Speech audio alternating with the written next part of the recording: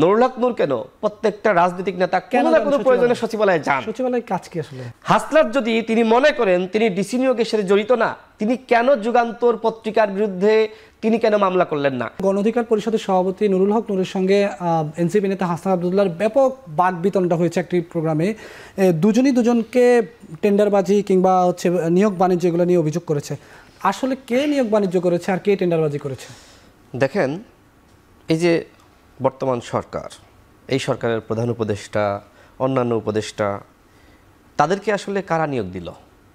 ওই সময়কার বৈষম্য বিরোধী ছাত্র আন্দোলনের 6 জনের একটি লিয়াজু কমিটি নাহিদ ইসলাম গঠন করেছিলেন এবং নাহিদ ইসলাম তিনি শপথ নিতে যাওয়ার আগে ঢাকা বিশ্ববিদ্যালয়ের সাংবাদিক সমিতিতে তিনি প্রেস ব্রিফিং করে বলেছেন যে এই সরকারের উপদেষ্টাদেরকে এই 6 সদস্যের যে লিয়াজু কমিটি তাদের পরামর্শে নিয়োগ দেওয়া হয়েছে।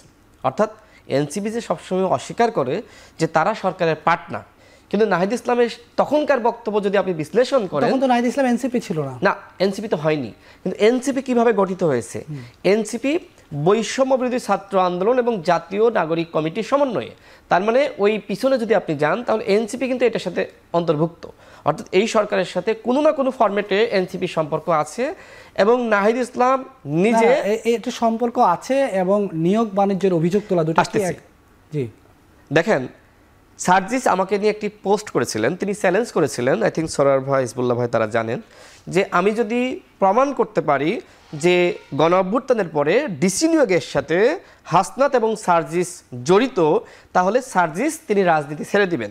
দেখেন, এই যে ডিসি নিয়োগের প্রক্রিয়ার সাথে হাসনাত এবং সার্জিস কিভাবে জড়িত ছিল সেটা কিন্তু আমি ইতিমধ্যে প্রমাণ করেছি। তিনি আমাকে চ্যালেঞ্জ করেছিলেন কিভাবে।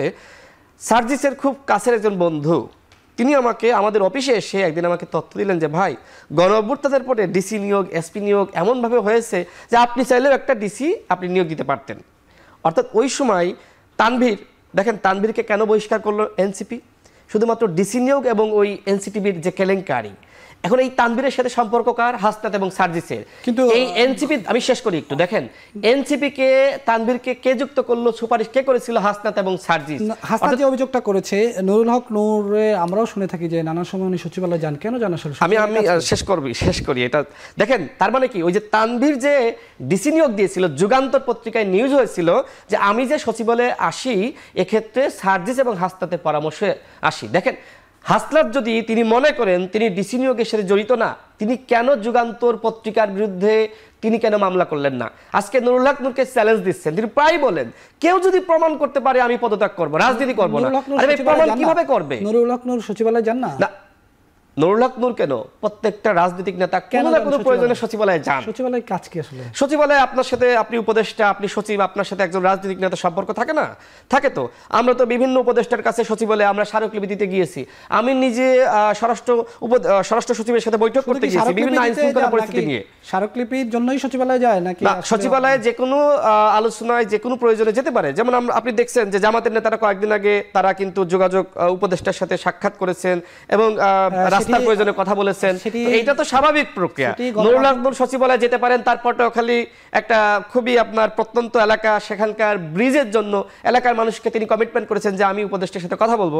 তিনি কয়েকদিন আগে শুধুমাত্র এলাকার মানুষের এই ব্রিজের কথা বলার জন্য সেখানে গিয়েছেন, স্মারকলিপি দিয়েছে। তো এইটাকে আপনি তো মিডিয়ায় যদি এটাকে দেখা হয় যে নুরুল হক নূর তদবির করার জন্য গিয়েছে, জনগণের ব্রিজের জন্য তদবির করা কি অন্যায়?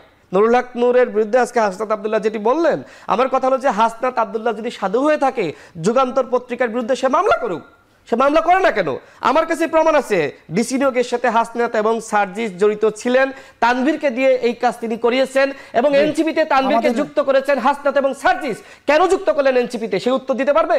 এখন এই যে গাড়িতে তিনি চড়েন হাসনাত এবং সার্জিস, এই গাড়ি কে ব্যবস্থা করে দিয়েছে? ওই তানভীর, দরবেশ বাবা তানভীর। তো এই তানভীর যদি কোনো অপরাধ না করে থাকে তাকে বহিষ্কার কেন করলো?